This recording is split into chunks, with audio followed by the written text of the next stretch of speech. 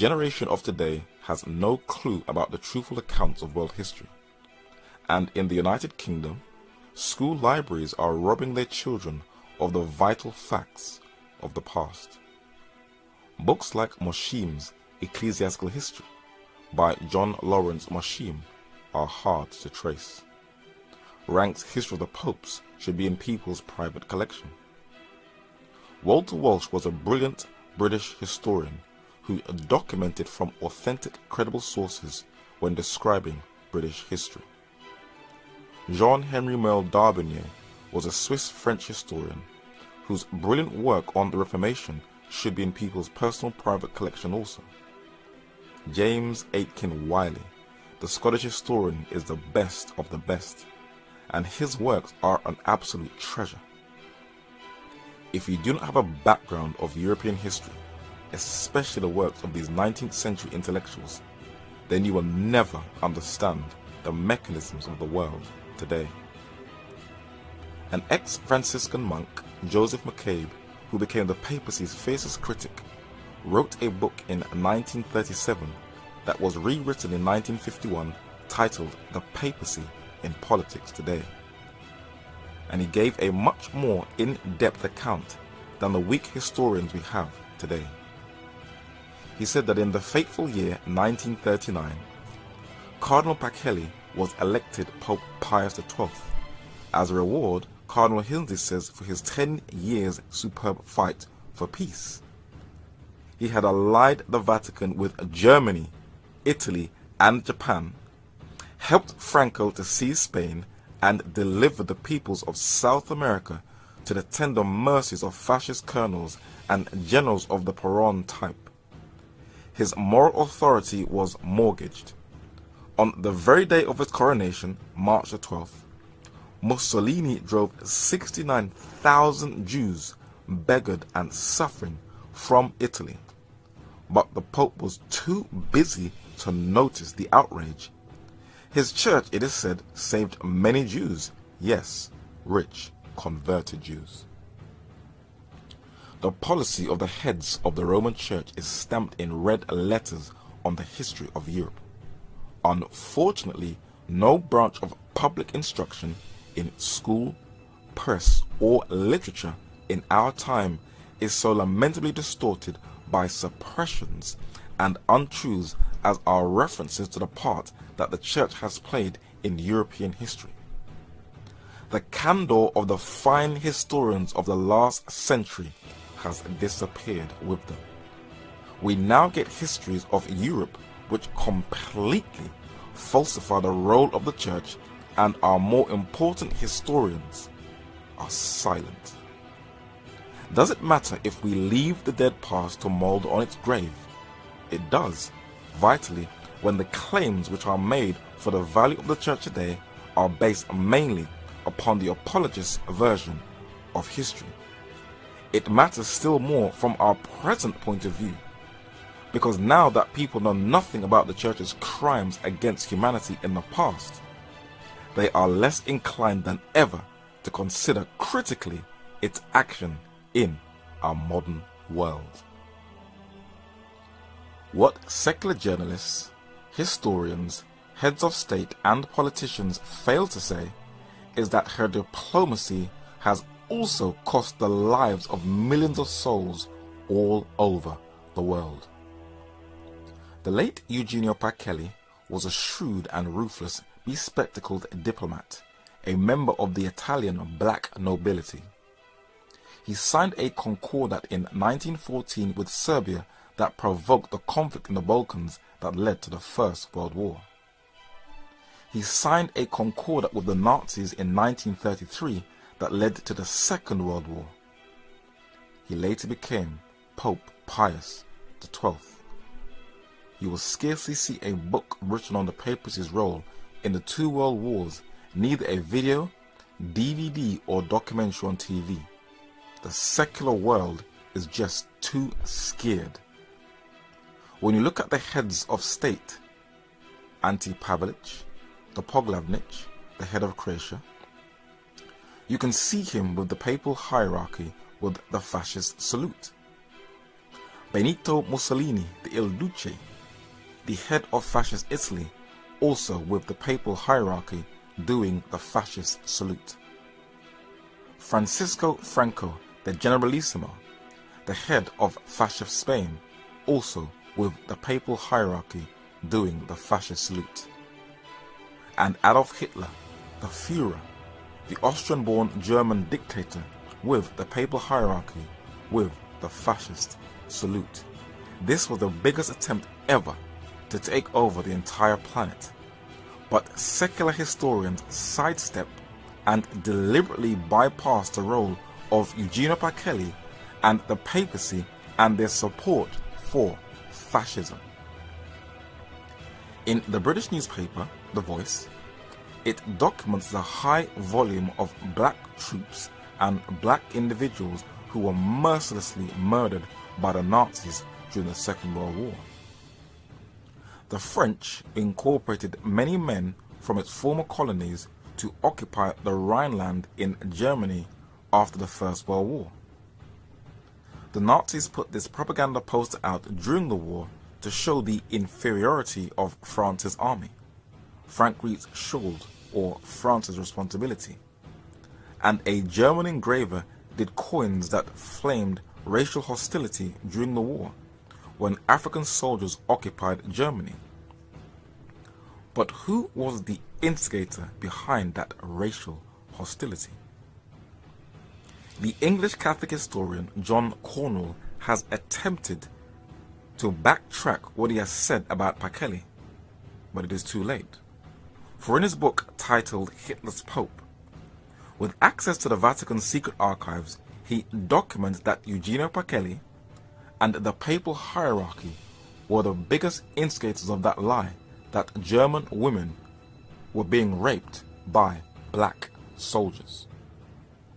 He said that as early as April 1920, responding to a request of German bishops and lay petitioners, Pacelli had informed Gaspari that France's black troops were routinely raping German women and children in the Rhineland, and that the influence of the Holy See should be employed to bring pressure on the French government to remove these soldiers forthwith. In a reply to Gaspari on January the 16th, the French ambassador to the Holy See vigorously dismissed Pacelli's and Bertram's allegations, describing them as odious propaganda inspired by Berlin. During the pontificate of Joseph Ratzinger, aka Pope Benedict XVI, many questioned if he collaborated with the Nazis when a youth. But many, especially in the Jewish community, were angry when he endorsed a bishop who had Nazi sympathies. But people still just can't see. 2014 and also 2013 has seen quite a number of World War II films. But historians are either ignorant of the papacy's role, or if they do get access to material, they won't use it for fear of not getting funding by high-profile studios. Kostra Gavras, the Greek-French filmmaker and the current president of the Cinémathèque Française, made a film titled Amen, showing the papacy's role in the Second World War, for he is renowned for covering controversial political issues. Most people tiptoe around this issue, but this director braved it up to a point. The British newspaper, the Daily Mail, did an interesting review on the film that has some interesting points. The veteran director Kostra Gavras grapples with an issue that Hollywood has been wary to approach. Kostra Gavras never mentions Pastor Troll's personal reputation for anti-Semitism or his dislike for black people. One of the main protagonists in the film is a young Jesuit priest. The Jesuits, the shock troops of Rome, have a clever way of covering their bloodthirsty history, not being detected for their past global horrors. But not everyone is buying into it. In a book titled Unholy War, the Vatican's Role in the Rise of Modern Anti-Semitism, Jewish writer David I. Kurtzer said that Roberto Farnicani, a member of the fascist Grand Council, spoke on the Church and the Jews at Milan's Institute for Fascist Culture. Farnicani recalled that the constitution of the Jesuit order forbade it from accepting as members anyone descended from the Jewish race up to the 5th generation, and added, the Aryan racism of the Jesuits is thus more severe than that of Germany itself. The fascists thus had in the Jesuits constant precursors and masters in the Jewish question, and if we can be faulted for anything, it is for not having applied all of their intransigence in our dealings with the Jews. The seeds of Catholic anti-Semitism in Austria that had been planted with the Vatican's help in the last 2 decades of the 19th century continued to bear fruit in the years following the First World War. A widely distributed lecture by a well-known Jesuit orator, Victor Kolb, reflects the tenor of Austrian Catholic attitudes toward the Jews as the war began. Kolb's speech was immediately translated into Italian and printed at the request of Father Władimir Ledochowski, the Polish priest soon to become head of the Jesuit order worldwide. He had copies of the speech distributed throughout the Vatican. The Polish priest Władimir Ledochowski, who became the superior general or head of the Jesuits, sometimes called the Black Pope, was the biggest instigator of fueling racial discontent in Vatican circles. He could definitely pass as Count Dracula. He just looks very dark. But he was a very good friend with another Pole, Count Władimir Zamoyski, a Polish nobleman who owned large tracts of land. Zamoyski was the guardian to another Pole, one of the most influential but least known figures of the 20th century, Joseph Hieronym Ratzinger. Joseph Ratzinger was a Catholic Polish political advisor who advised the Polish government during the Second World War that included his close friend, the Prime Minister of Poland, General Władysław Sikorski. It was his high contacts with high-ranking papal dignitaries that included Cardinal Sento that Ratzinger was able to get access into nearly every political circle that also included the President of the United States. He was the most influential figure that shaped the policy of post-war Europe that included the Council of Europe. But this Roman Catholic socialist, who almost became a priest, founded this group named after a hotel in Holland.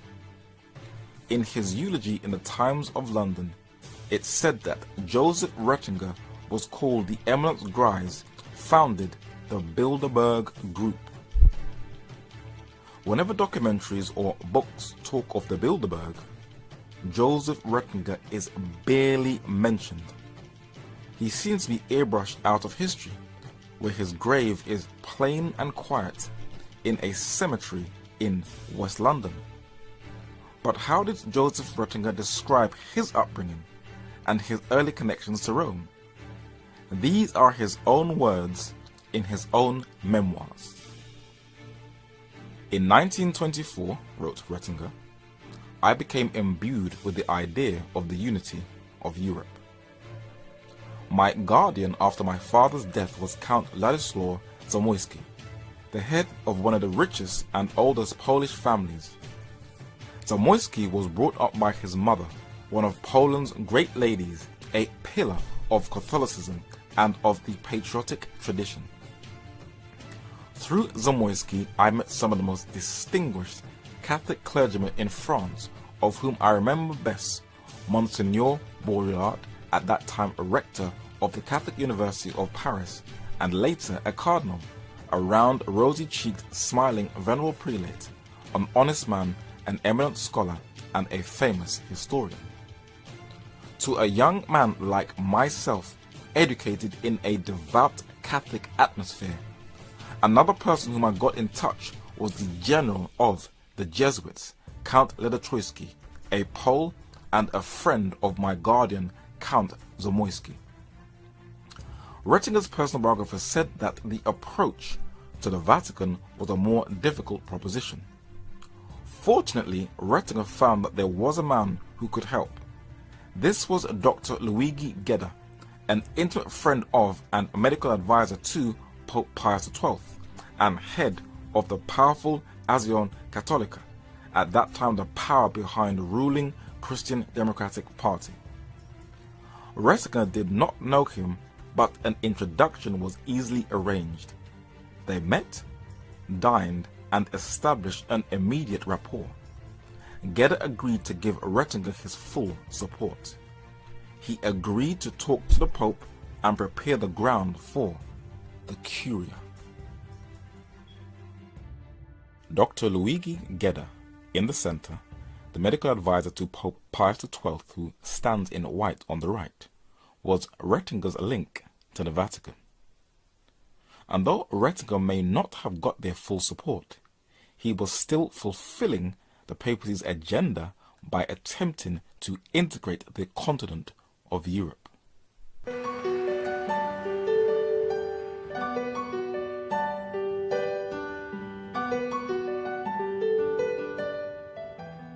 Agli uomini e alle donne mafiosi, per favore, cambiate di vita, convertitevi, fermatevi di fare il male. A week ago Saturday, he excommunicated the mafia.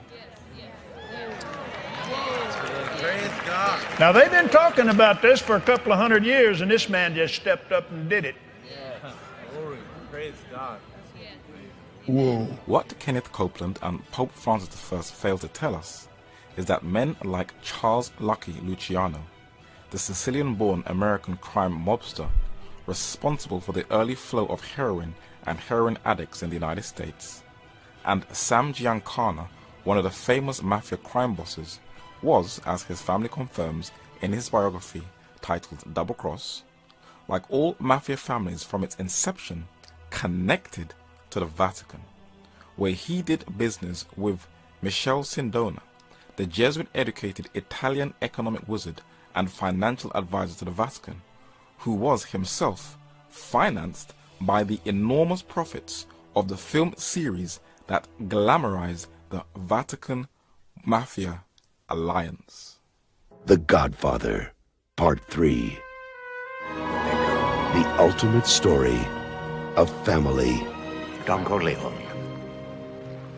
The Corleone family. Partners with the Pope. They may cry blasphemy. This is business.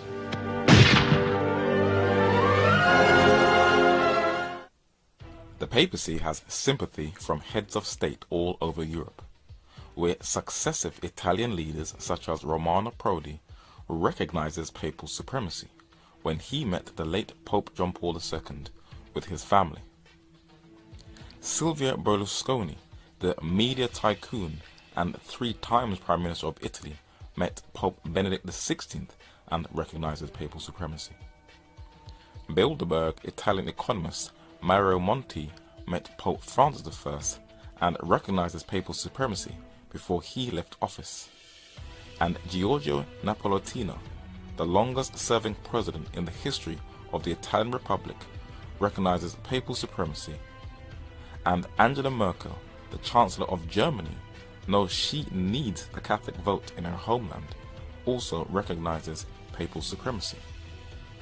But what does the papacy, the richest organization on earth, gain from maintaining political ties with Italy and Germany? David Yallop is considered as one of the best investigative journalists in the world. He wrote a book titled The Power and the Glory, and you can get a picture why people are sometimes very hostile to the churches, especially the papacy.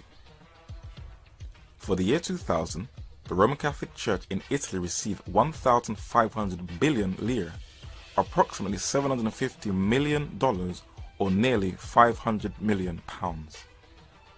In the same year, the money that went to the German Roman Catholic Church from the German taxpayers, similar system, was 9.1 billion Deutschmarks or $4.5 billion or 3 billion pounds. In Old Blighty, better known as the United Kingdom, secular Britain has no clue of its own history. It was Avro Manhattan and his brilliant investigative research skills that opened the eyes of his mentor, English historian H.G. Wells, who, like Manhattan, worked for the British government during the Second World War. Wells said that the history of England since the Reformation could be written as a recurrent and generally combined attack of the Roman Catholic Church. Guy Fawkes was once renowned as the most famous Roman Catholic terrorist in English and world history. But thanks to the film V for Vendetta, he has now become the poster child for global revolution. How clever. You can even go into supermarkets in the UK and find his image displayed with fireworks. Though Adolf Hitler was a Roman Catholic, never excommunicated, and all the heads of fascist Europe also, the Vatican has blamed both Britain and the United States, Protestant countries, for failing to stop the Holocaust, reversing the guilt.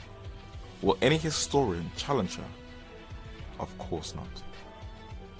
I'll be fine. This is the front line, boys. Catholics and Protestants living side by side at each other's throats, divided by the Divis flats. But do not enter the flats. They've become very dangerous.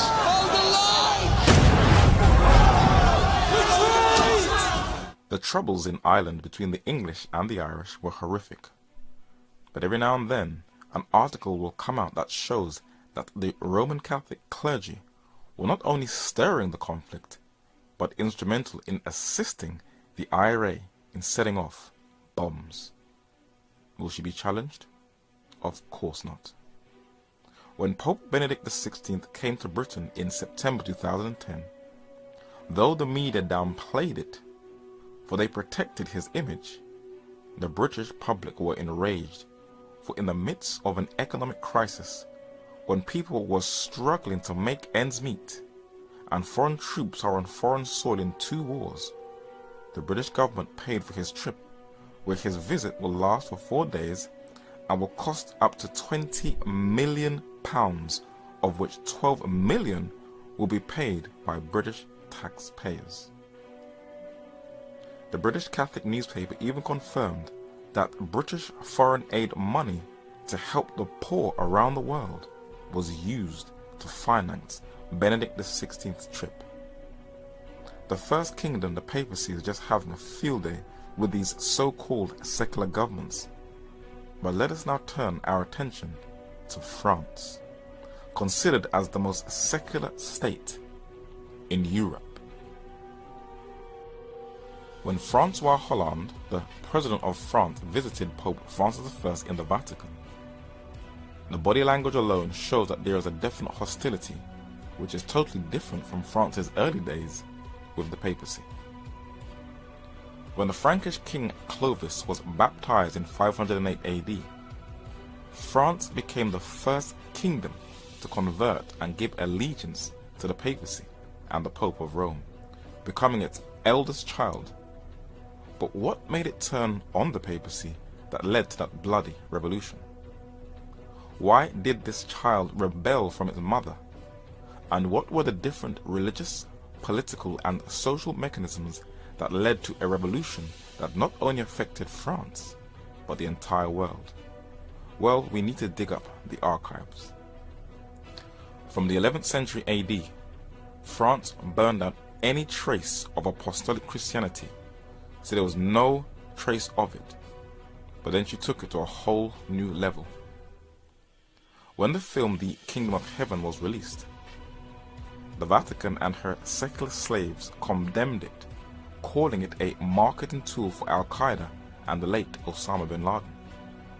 Though you can't expect pinpoint historical accuracy from the sensationalism of Hollywood, it basically saw that the Crusades was a merciless bloodbath. But what European nation stayed its course from start to finish? This Jesuit priest with a panel of Catholic apologists attempt to defend the Crusades, but give an insight into what nation led the assault. The reason that they're there is a devotional reason.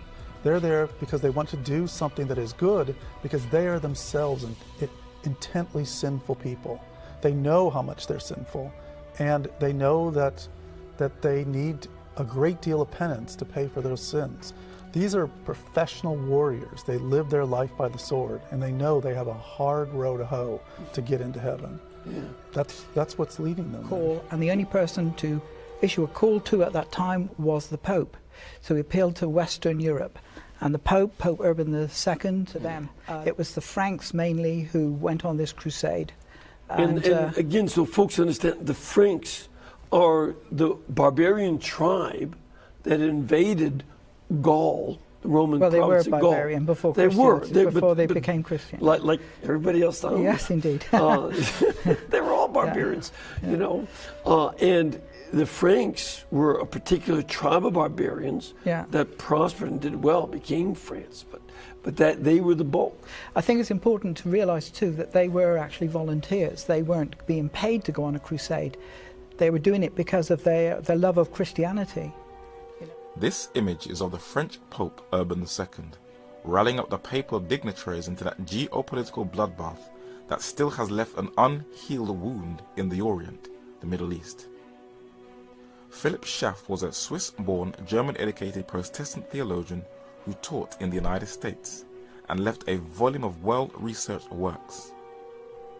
In his History of the Christian Church, Volume 5, we get a verification of that papal panel discussion. He said that the Crusaders sought the living among the dead. They mistook the visible for the invisible, confused the terrestrial and the celestial Jerusalem, and returned disillusioned. They learned in Jerusalem, or after ages have learned through them, that Christ is not there, that he is risen and ascended into heaven, where he sits at the head of a spiritual kingdom. The Crusades failed in three respects. The Holy Land was not won. The advance of Islam was not permanently checked. The schism between the East and the West was not healed. These were the primary objects of the Crusades. The Crusades began and ended in France. The French element was the ruling factor, from Urban II, who was a native of Châtillon near Reims, and Peter of Amiens to St. Louis. The contemporary accounts of the Crusades were for the most part written by Frenchmen. Guibert of Nugent and other chronicles regard them as especially the work of their countrymen. The French expression outre-mer was used for the goal of the Crusades. Though the whole of Western Europe fought in the Crusades, the driving force was France. But it wasn't just the Arab world that was to feel the wrath of the papacy. Those in Europe, especially in France, were also going to be a target. What would happen if the public, and not just academics only, were to get access to the ever so secretive Vatican archives and the Vatican Library? The modern world would see history in a completely different light. H.G. Wells, unlike modern-day papal apologists who defend the papacy, said that the Crusades were the direct work of the Church. His young protege, Avro Manhattan, knew that Christians that practiced primitive apostolic Christianity were a target. He said that in the Dark and Middle Ages, whoever dared to think independently of Catholicism was mercilessly silenced by Catholic sword and fire. But that didn't stop people. John Foxe was a 16th century English chronicler and historian. He collated extracts from 223 authentic documents that comprised of decrees, decretals, extravagants, pontificals, papal bulls, private manuscripts, episcopal registers, and state documents, to compile Acts and Monuments, better known as Foxe's Book of Martyrs, and he documented one of France's early reformers. Peter Waldo was a native of Lyons in France. He was a very rich merchant who sold all of his riches and wealth for the spreading of the gospel and for producing Bibles. This scholar, who labeled the Pope the Antichrist, when challenged by the Bishop of Lyons, said he ought to obey God rather than men, and he had to eventually flee for his life and dwelt among an already existing community called the Waldenses.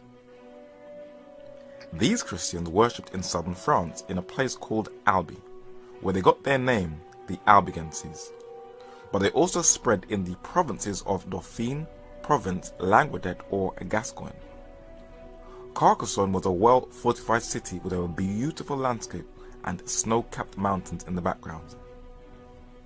It is a UNESCO World Heritage Site and is considered as the most fortified and well-preserved medieval city in Western Europe. But the Crusaders were to besiege it, cut off the water supply, and take captive its inhabitants, and eventually fabricate their history. But one man was to rescue their history from oblivion and give them their rightful place. This is the gravestone of the best European historian who brilliantly chronicled history from the Caesars to the 19th century with such precise a detail. James Aiken Wiley has such a brilliant mind and was able to analyze history with a moral and deeply intelligent mind. In his History of Protestantism, published in the 19th century, he gave a solid account of the Albigenses in France. This is a bit lengthy.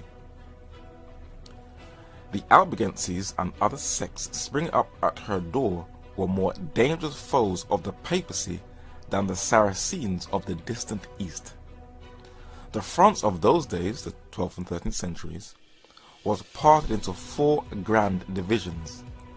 It is the most southerly of the 4, or Narbonne, to which our attention is now to be turned. To the riches of the soil were added the wealth of commerce, further embellished by the numerous castles of a powerful nobility. The lively and poetic genius of the people had enabled them to form a language of their own, namely the Provençal. In richness of vocables, softness of cadence, and picturesqueness of idiom, the Provençal excelled all the languages of Europe and promised the universal tongue of Christendom. Best of all, a pure Christianity was developing in the region. Foremost among these was the translation of the New Testament into the Provençal, the earliest of all our modern-day versions of the Scriptures. The hour of a great revolt against Rome appeared to be near. Surrounded by the fostering influence of art, intelligence, and liberty, primitive Christianity was here powerfully developing itself. It seemed verily that the 13th and not the 16th century would be the date of the Reformation, and that its cradle would be placed not in Germany, but in the south of France. The penetrating and far-seeing eye of Innocent III saw all this very clearly. He issued an edict enjoining the extermination of all heretics. Cities would be drowned in blood. Kings would be laid waste. Art and civilization would perish, and the progress of the world would be rolled back for centuries. But not otherwise could the movement be arrested and Rome saved. In the exposition made by the Bishop of Tournai of the errors of the Albigenses, says Sismondi, we find nearly all the principles on which Luther and Calvin found the Reformation of the 16th century. Lotario de Conti de Segni, better known as Pope Innocent III, the Prince of Darkness, was a true manifestation of Satan. Pompous, big-headed, a murderer from the beginning, for he that hated his brother is a murderer, who feared light and wanted to extinguish it at all costs if it posed a threat to his own glory. He appointed Dominic, the father of the Dominicans, the Black Friars, his alter ego, to spearhead the Inquisition, where the Albigenses were a prime target, and the blood of the martyrs became the seed of the church. They burned all of their literature, that also included the Holy Scriptures, a threat to papal authority, so there will be no trace or record of their history. Dominic also had the Albigenses burned, so there was no trace of them either.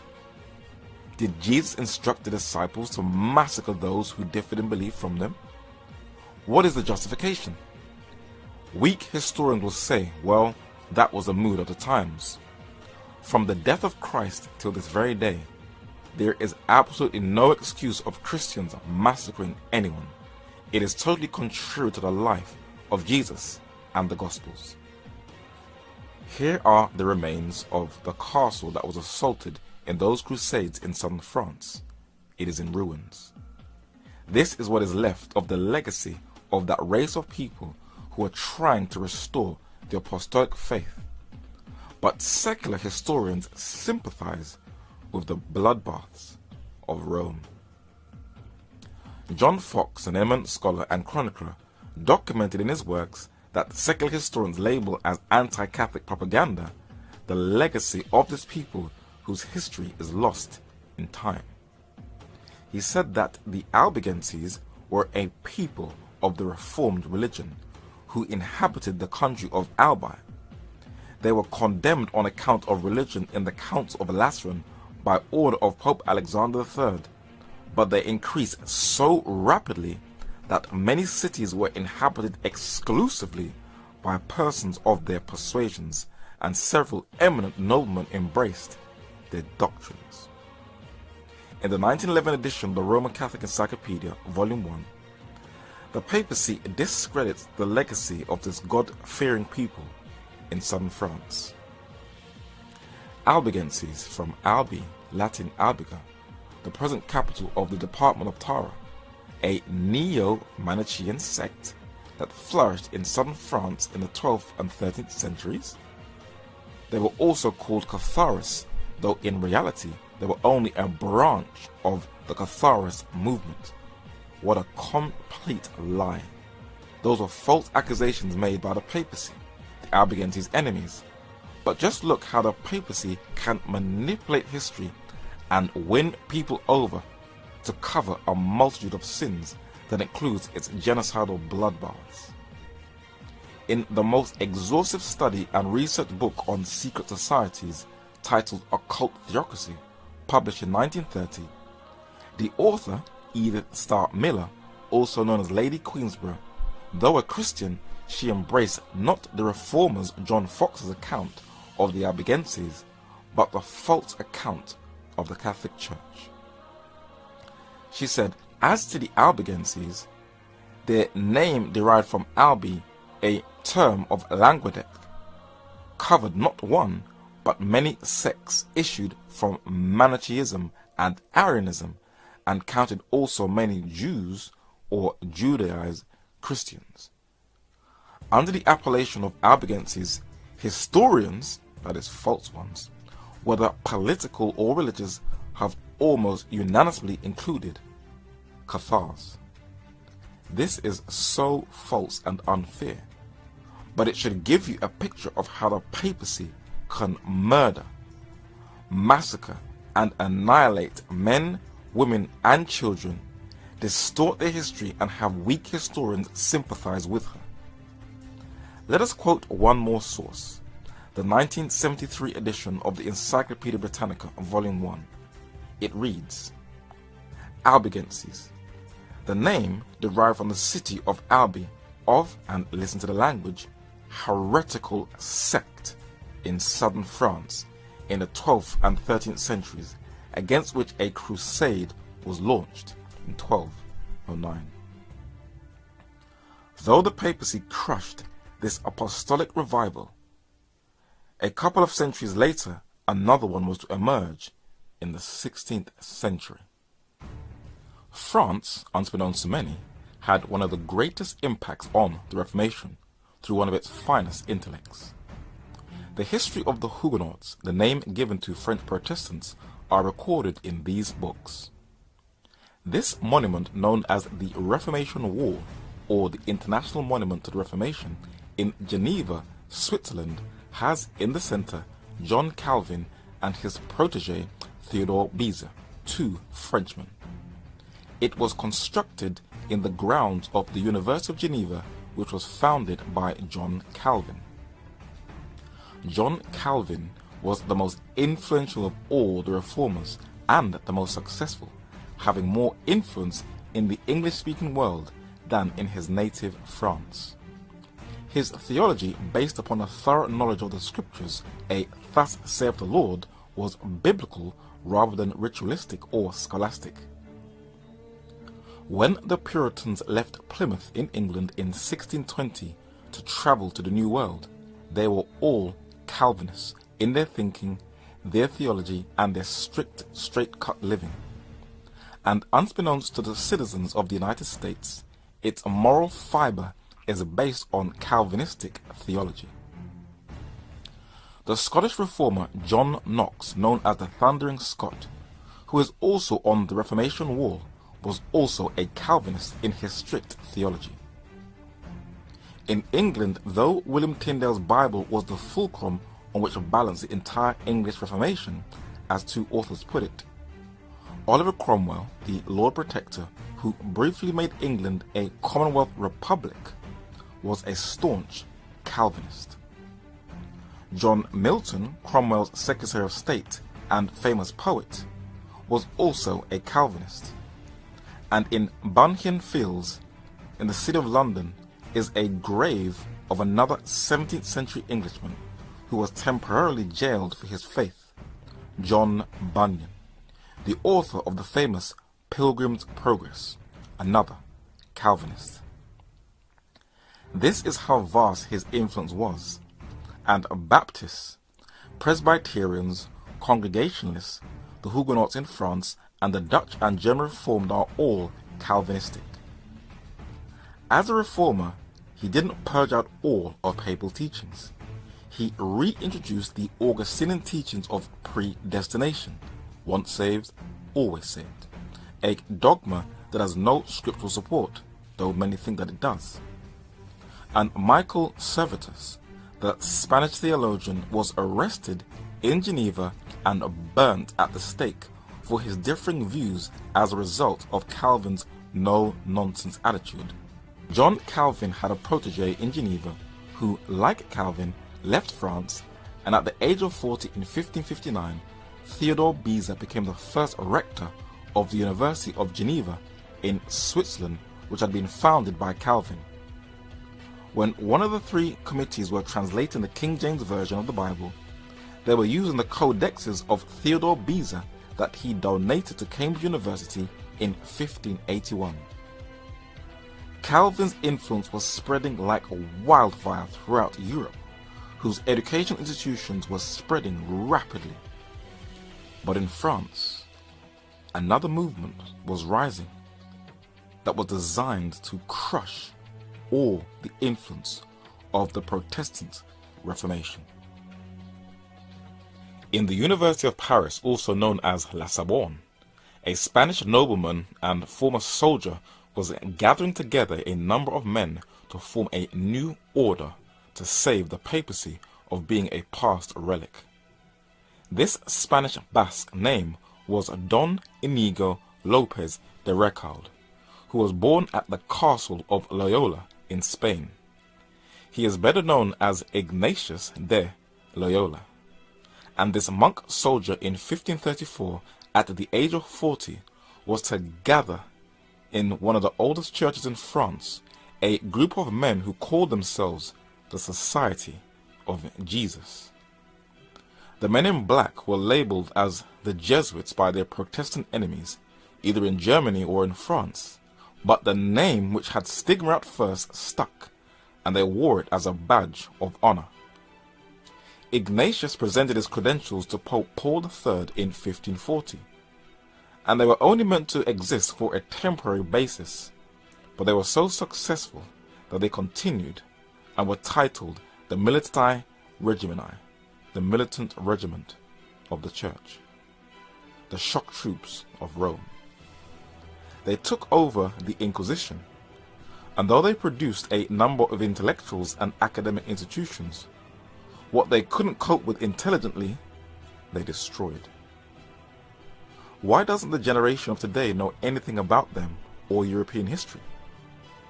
The Jesuits have learned to cover their tracks by carefully going into libraries and second-hand bookshops and destroying works that would enlighten anyone of their operations. But I believe that in the end, the truth will conquer. And before we go into France, let us briefly look at Asia. The Jesuits spread all over Asia, especially into Japan, where they infiltrated themselves into the samurai culture and formed an alliance with one of Japan's dictators, the shogun Oda Nobunaga. Many of these Jesuits were welcomed into the courts, for they were gifted and skilled at the sciences, but that was a wedge to control the culture in Asia. But many Japanese leaders caught wind of the Jesuit agenda, and they knew it was not to spread the gospel of Jesus Christ, but it was an agenda of papal-led Western imperialism, and many of the Jesuits were massacred in record numbers by the samurai culture of Japan. Today the Jesuits call these men martyrs, but secular writer Avram Manhattan, unlike most secular sympathetic papal apologists, knew exactly why the Japanese beheaded and expelled the Jesuits from their islands, and he gave the true historical account of what really took place. Manhattan said the Jesuits were determined to plant the spiritual and cultural power of the church in Southeast Asia. They attempted with varied success to influence the cultural and political top echelons of society. These missionaries found a powerful protector in Nobunaga, the military dictator of Japan. Japanese civil rulers began to realize that the Catholic Church was not only a religion, but a political power intimately connected with the imperialist expansion of Catholic countries like Portugal, Spain, and other Western nations. Whenever Japanese Catholics formed a majority, the Buddhists and members of other local faiths suffered. Not only were they boycotted, but their temples were closed, and when not destroyed, were seized and converted into churches. In 1587, Hideyoshi visited Kyushu, and to his astonishment found that the Catholic community had carried out the most appalling religious persecution. Everywhere he saw the ruins of Buddhist temples and broken Buddhist idols. The Catholics, in fact, had forcibly attempted to make the whole island of Kyushu totally Catholic.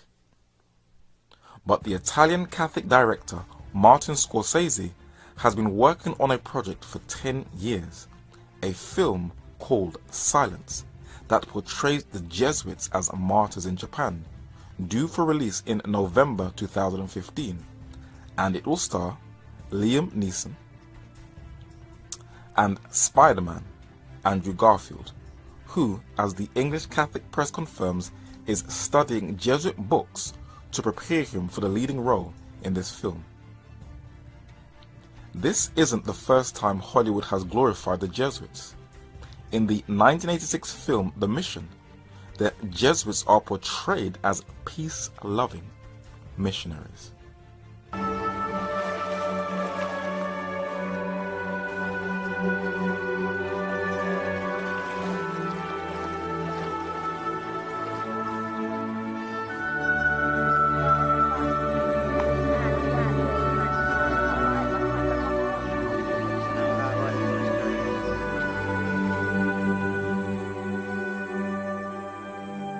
with an orchestra, the Jesuits could have subdued the whole continent. So it was that the Indians of the Guarani were brought finally to account to the everlasting mercy of God and to the short-lived mercy of man. Let us now go back to France so we can get a clearer picture of what led to the build-up of that provoked 18th century revolution in France. Edmond Paris was a French historical philosopher born in Paris into a Roman Catholic family who studied at the University of Paris, the Sorbonne, but he observed history and current events with a balanced eye and dug deeper than other intellectuals. King Henry III of France, known for his large gold earrings, was a moderate who avoided any wars at all costs, who was sympathetic to the Protestant Huguenots in France.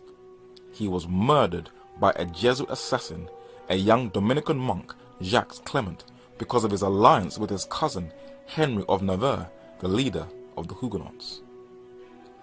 Henry Navarre, who later became King Henry IV of France, was baptized a Catholic but raised a Protestant.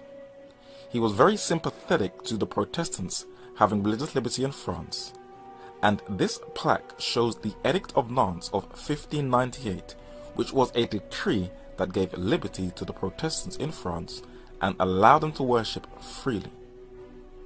The Jesuits were not impressed with Henry's leniency towards the Protestants, and after 2 failed assassination attempts, a Jesuit assassin, Francois Rabelais, who Wikipedia cleverly calls a Catholic fanatic, committed regicide and killed him.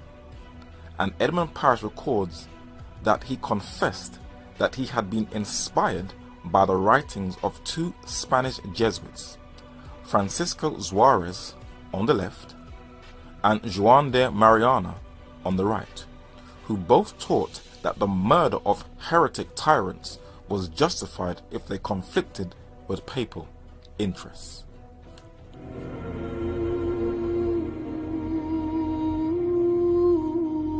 Marguerite de Valois, acceptes-tu pour époux Henri de Bourbon, roi de Navarre?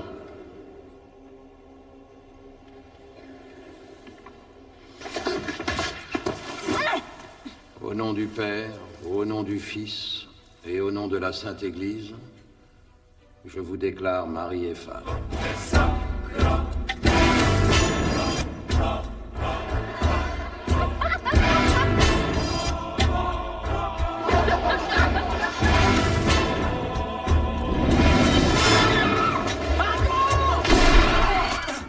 Queen Margot was a film that was released that records one of the worst crimes against humanity that took place just prior to the assassination of the 2 French monarchs previously mentioned. The August 22nd, 1572 St. Bartholomew's Massacre, a Catholic-led bloodbath that was not just led by the monarchy, but by the highest dignitaries in the Vatican. Gaspard de Coligny was one of the highest French noblemen in the land, and he was a Huguenot.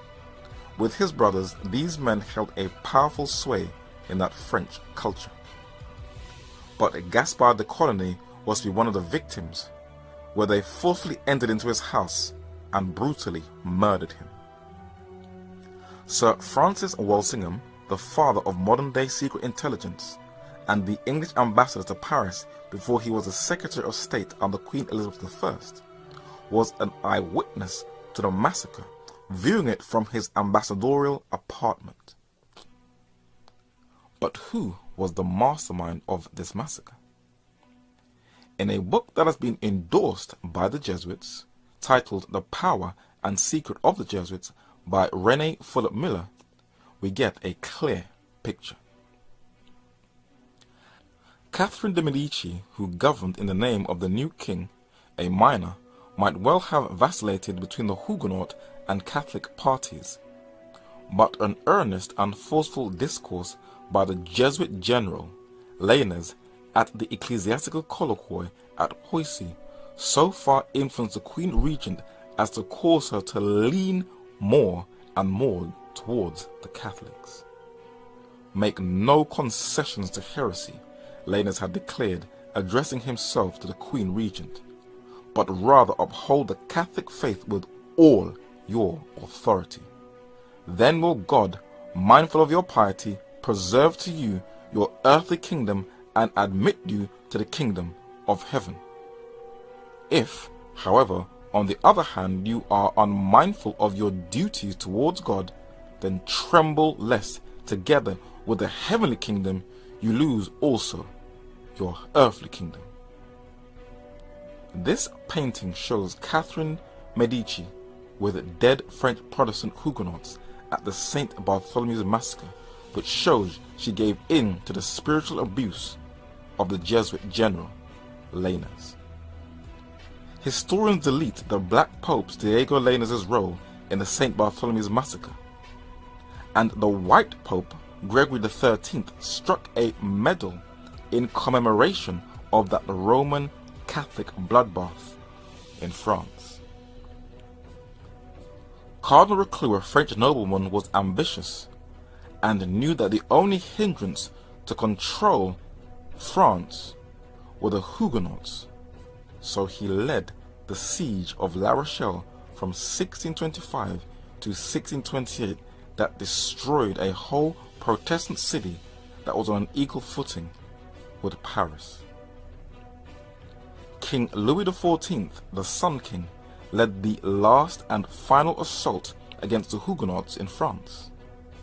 On the advice of his Jesuit confessor, Friar Lachaise, to ethnically cleanse the Huguenots, he intimidated them by using the dragonnades to enforce them to be Catholics, face persecution, or flee.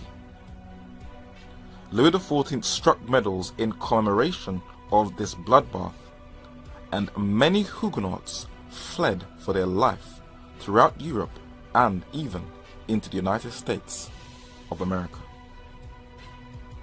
With the greatest traders and industrialists expelled from the country, and with poor peasants and an absolute power invested into the monarchy, the groundwork was now ripe for that bloody revolution in France.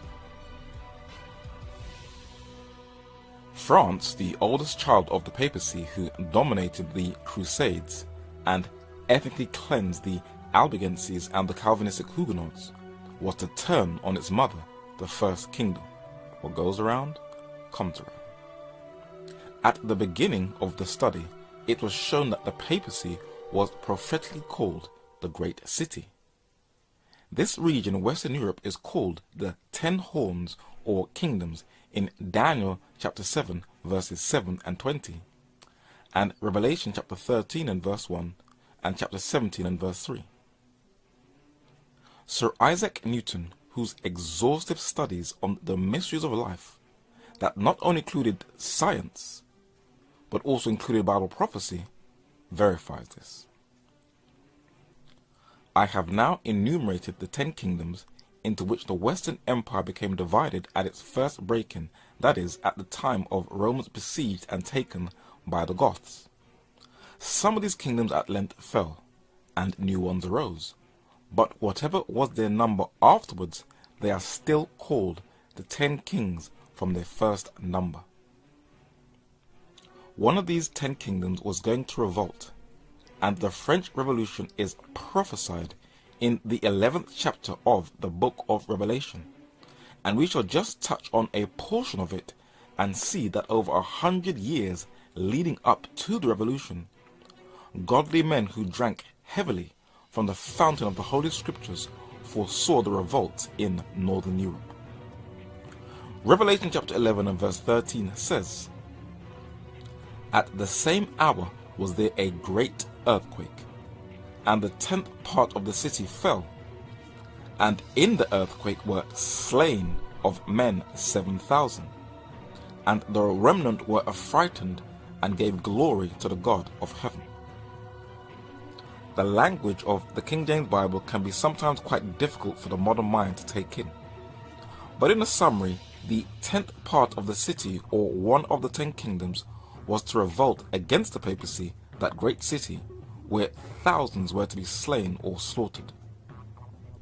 In the works of Thomas Goodwin, This Bible scholar, who lived from 1600 to 1680 AD, foresaw that this was talking about a revolution in France. What he records is fascinating. By the earthquake here, which is said to be a great one, is meant, as still in the book it is, a great concussion or shaking of states, politic or ecclesiastical, for of either or of both it is used. The effect of this earthquake and fall of this 10th part of the city is the killing 7,000 of the names of men. So it is in the original.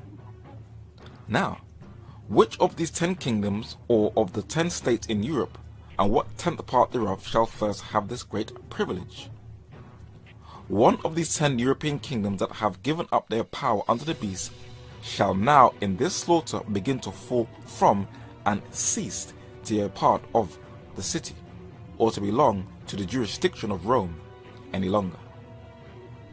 The saints and churches belonging unto the kingdom of France, God hath made a wonder unto me, have ever since had as great a share in persecutions, greater than any other churches. Very interesting. Robert Fleming Jr. was a Scottish Presbyterian minister who lived from around 1660 to 1716. He also did a lecture in 1701 for warning of the revolution in France from studying Bible prophecy. Among the French Huguenots, they were not just industrialists and traders, but they were also students of Bible prophecy. And Pierre Giraud, a French Huguenot Protestant, also knew from reading Revelation chapter 11 that a revolution was to strike his native France. He said, "Now what is this 10th part of the city which shall fall? In my opinion, we cannot doubt that it is France. This kingdom is the most considerable part or piece of the 10 horns or states which once made up the great Babylonian city." Bishop Thomas Newton was an English cleric, the Bishop of Bristol, who lived from 1704 to 1782. He was a deep Bible scholar, and he also identified, though he saw it in the past and not the future. The great earthquake and the falling of the 10th part of the city and the slaying of thousands of men, according to this hypothesis, must be referred to the great commotions and civil wars which for several years afterwards cruelly disturbed and almost destroyed the kingdom of France. After the revolution, in a brilliant scholarly work called The Approaching End of the Age, which teaches how to study Bible prophecy, Dr. Henry Grattan Guinness, an Irish-born Protestant missionary and evangelist who lived from 1835 to 1910, details what led up to the revolution. France had taken rank as the first of papal nations ever since the conversion of Clovis and the donations of Pepin and Charlemagne. France had taken a leading place in opposition to the glorious Reformation. By the iron heel of power, she had crushed down the new life and had extinguished the rekindled gospel light of the glad era. In the massacre of St. Bartholomew, she had all but extirpated Protestantism, and by the revocation of the Edict of Nantes, she had banished from her shores her surviving Huguenot subjects. France was for more than 1,000 years a main pillar of the popedom in France. The middle of the 18th century saw the beginning of a marvelous change in France. It is regarded by historians as the era of the French Revolution. In less than a century from 1750, this first of papal nations had become madly and violently anti-papal, and this most servilely superstitious people had become openly and even fiercely infidel. France ceased to be Catholic and became infidel, and infidel France, having thrown off all restraints of law and order, natural and divine, plunged before the end of the century into the maddest excesses of revolution and crime.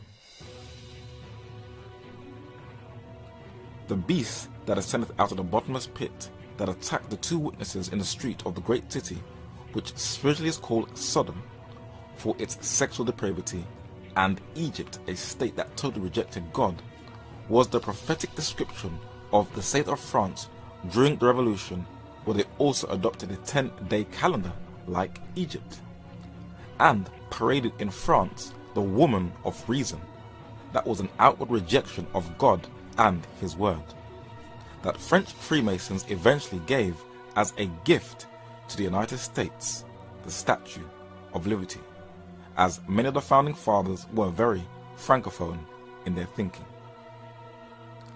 Let us pause for a second. Men in Western Europe who drank heavily from the fountain of the Holy Scriptures and were guided by the spirit of prophecy foresaw that an ungodly, anarchistic revolution was to sweep through the country of France. This is no Nostradamus speculation, but Jesus Christ foretelling his people what is to come upon the earth.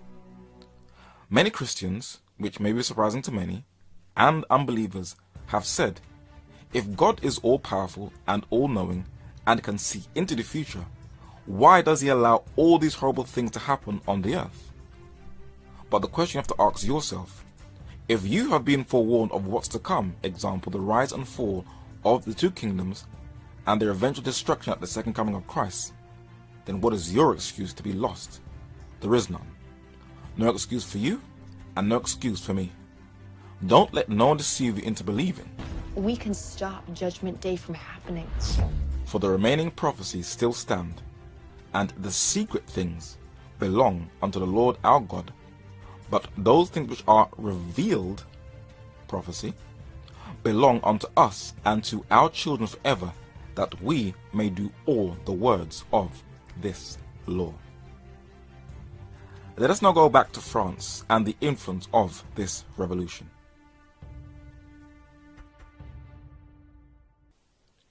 Napoleon Bonaparte, though a Corsican, rode on the wind of the French Revolution, and unbeknownst to himself was fulfilling Bible prophecy, striking a deadly wound to the papacy.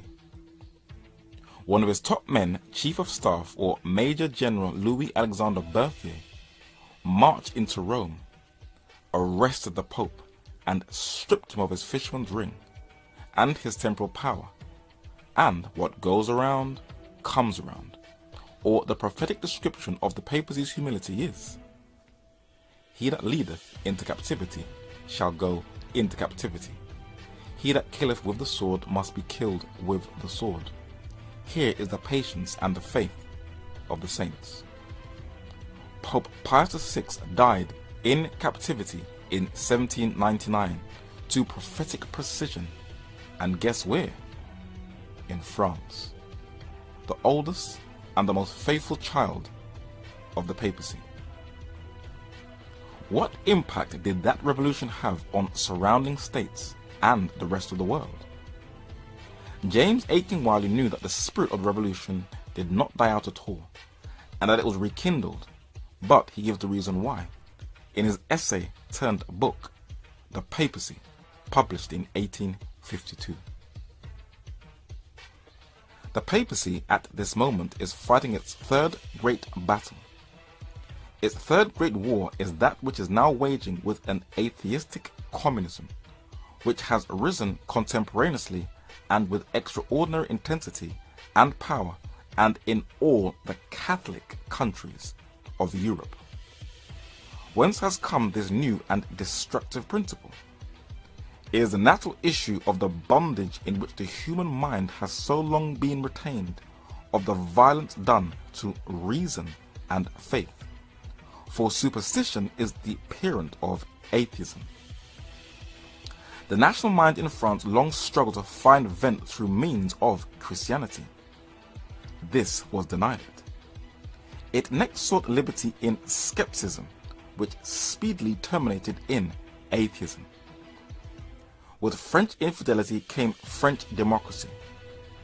The democratic element entered the world with Christianity, and revived again in the Reformation of John Calvin.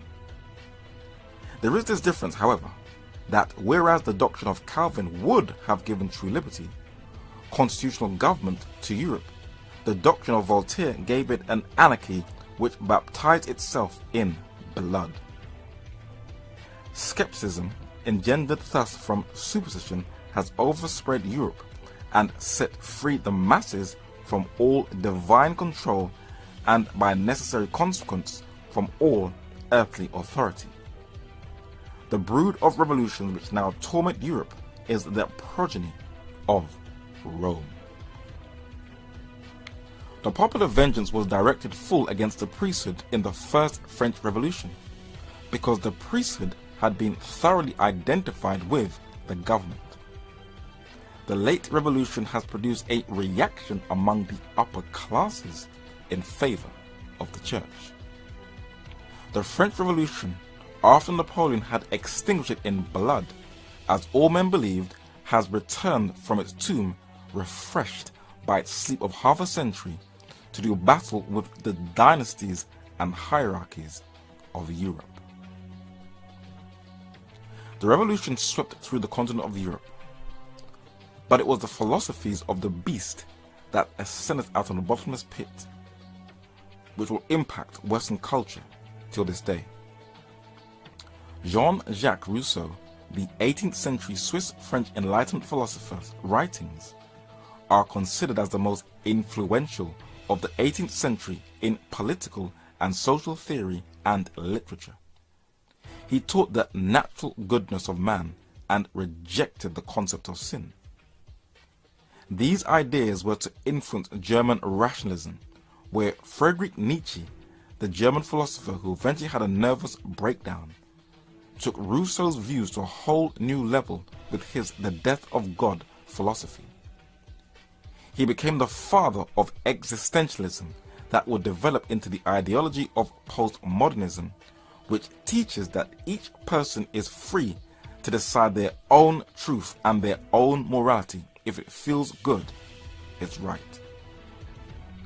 François-Marie Hariot, better known as Voltaire, was a contemporary of Rousseau, an 18th century French Enlightenment writer who is considered as the spiritual godfather of the French Revolution. His violently anti-biblical views was to also influence another German who was inspired by the French Revolution, Karl Marx, whose anti-religious views also has a huge impact, not only in the 20th century, but even in the 21st also. But Napoleon Bonaparte of France was to crown himself emperor, and he did it in the presence of Pope Pius VII in humiliation of his authority. But though France was liberating the Franks from papal rule, across the Atlantic Ocean, others caught wind of the revolution, and they liberated themselves from France. This fortress high up in the mountains is surrounded by a beautiful plush scenery of green. On a close inspection inside this fortress, it is full of cannons to ward off any enemy attack by the French, and they can be found all over this fortress. This well-built and fortified structure was constructed by a man named Henry Christophe, the leader of a Caribbean island that became the very first modern-day Black Republic, Haiti, one of the few islands that has its indigenous name. This is the palace of Henry Christophe, and it is very clear that he was a man of high taste. The Haitian Revolution was a revolt by African slaves against French rule, and it was successful. Some of its heroes were men like Jean-Baptiste Belley, who was born in Senegal in West Africa, taken as a slave at the age of 2, and who eventually fought in the Haitian Revolution and then eventually became a member of the French National Convention. But the most famous leader was a man nicknamed the Black Napoleon, François-Dominique Toussaint Louverture, whose military genius led that slave revolt which declared Haiti a separate republic from French colonial rule.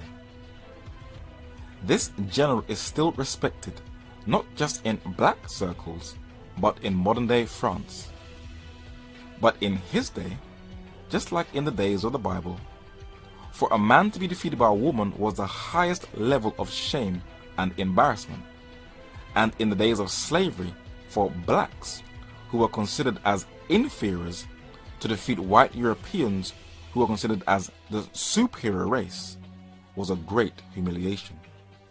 So Napoleon tricked him by inviting him to France, where he jailed him. The embarrassment was just too much for Napoleon's pride.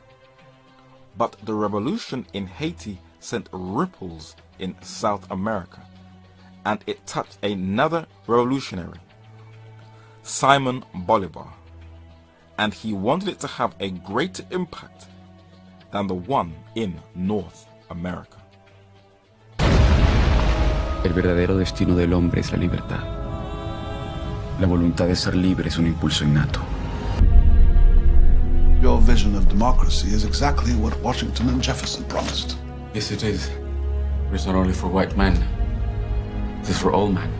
Invasion. They massacred the first Americans and enslaved the continent for 300 years. Este continente está esperando por un diluvio. Un diluvio que finalmente lo inunde de libertad. Y ese diluvio comienza hoy. Hoy proclamamos la Gran República Americana de Colombia. The Second Kingdom, the United States, started to rise when the first beast, the papacy, went into captivity. And there is no question that France had a profound influence on those men who wanted to separate those 13 colonies from British rule. This painting from the Revolution shows Jean-Jacques Rousseau above the all-seeing eye and the French flags. The all-seeing eye is now one of the insignias of the seal of the United States, a clear French influence. This painting shows Voltaire in the center, blessing the grandson of Benjamin Franklin, who stands on the left, a man heavily influenced by France. The Declaration of Independence of 1776 separated the 13 colonies and was the beginning of what today we call the United States.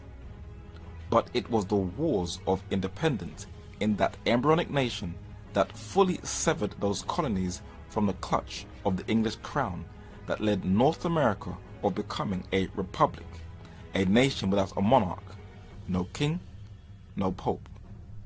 And George Washington became its first officially elected president of the United States. But from looking at modern-day video games, an extension of US military propaganda, we can get a clear picture of what the United States is planning to do: conquer the entire earth. But the question we have to ask, on whose behalf? Avram Manhattan, though a secular writer, foresaw the danger of an alliance of the two kingdoms. He wrote a book that was so solid it was rejected by 55 publishers in both the United States and Great Britain, but became a #1 bestseller that went into 47 editions. It was called The Vatican in World Politics, published just after the Second World War, and he documented what would be the future effects of an alignment between the two kingdoms. The United States of America, being the most powerful, wealthy, and active country in the Western Hemisphere, has quickly become the undisputed leader of the American countries, and even before the Second World War, it was obviously destined to be one of the most powerful countries, if not the most powerful country, in the world. On July 29, 1939, Cardinal Enrico Gaspari arrived in New York and spent 3 days with Archbishop Spellman, his mission being to prepare the juridical status for the possible opening of diplomatic relations between the State Department and the Holy See.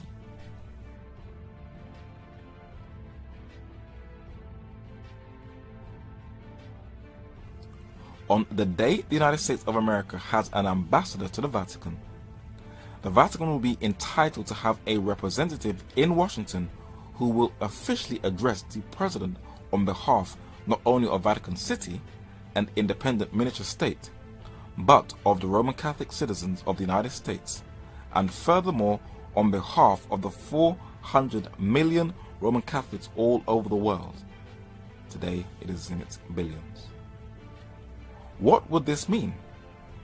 That the Constitution of the United States of America would crumble to the ground, and that the separation of the state from the church would be gone forever. How much of such pressure will the fast disintegrating Protestant churches stand? For how long would the Constitution be left unaltered and the separation of church and state be allowed to remain one of the fundamental pillars of the United States? What then should happen to American principles of liberty of conscience, of the individual, of religion, and all those other aspects of freedom that are now an integral part of American life? Avram Manhattan also saw that the man who provoked the First and Second World War, Eugene Kelly, who later became Pope Pius XII, formed an unholy alliance with John Foster Dulles, the US Secretary of State, that led to the Cold War. And this cozy relationship of the two kingdoms will eventually lead to the worst levels of global draconianism in the history of man, according to Revelation chapter 13 verses 12 to 17. And in order for the United States to fulfill her prophetic destiny, she has to unwind the foundation of her liberties. Elihu Vedder was an American symbolist painter. He painted a picture that represented the American government in 1896 that is situated in the lobby in the main reading room in the Library of Congress in Washington, D.C.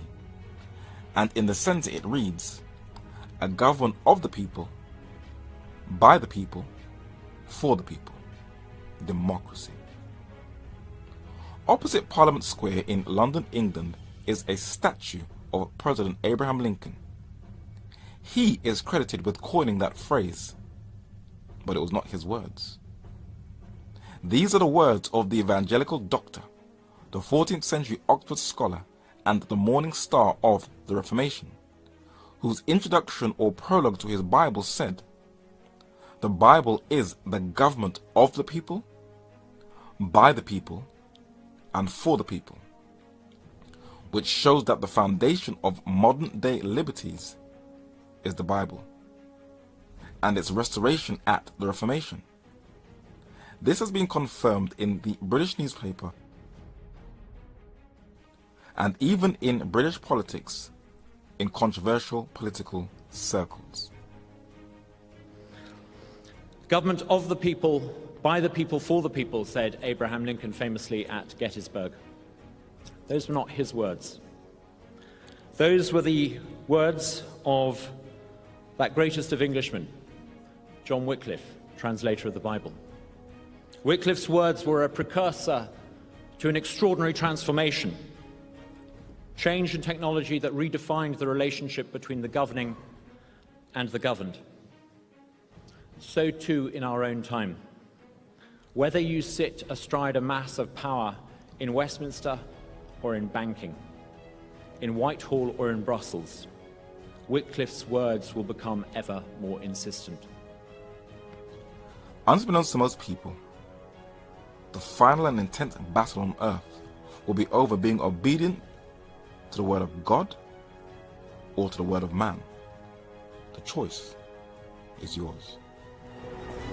So as I always encourage you, please study, research, investigate. That is the only way you'll have a clear understanding of events which are taking place in the world and in line with Bible prophecy.